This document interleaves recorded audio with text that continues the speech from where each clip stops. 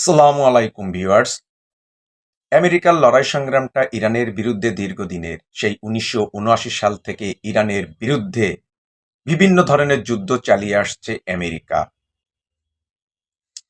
১৯৭৯ সালে আমেরিকা ইরানের বিরুদ্ধে ব্যর্থ হবার পর অর্থনৈতিক যুদ্ধ চাপিয়ে দিয়েছিল।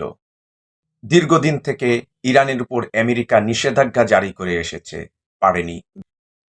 গত বছর ২০২৫ সালে ইরানের বিরুদ্ধে ইসরায়েল আমেরিকা মিলে যুদ্ধ করেও কোনো বিজয় অর্জন করতে পারেনি।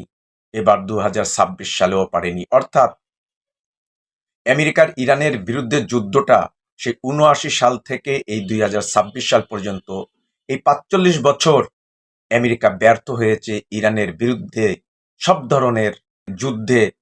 এই ৪৫ বছরে ব্যর্থ হয়ে গেছে। আপনারা কি বলেন? সবাইকে অসংখ্য ধন্যবাদ। আমাদের YouTube channel counter image subscribe করে পাশে থাকুন।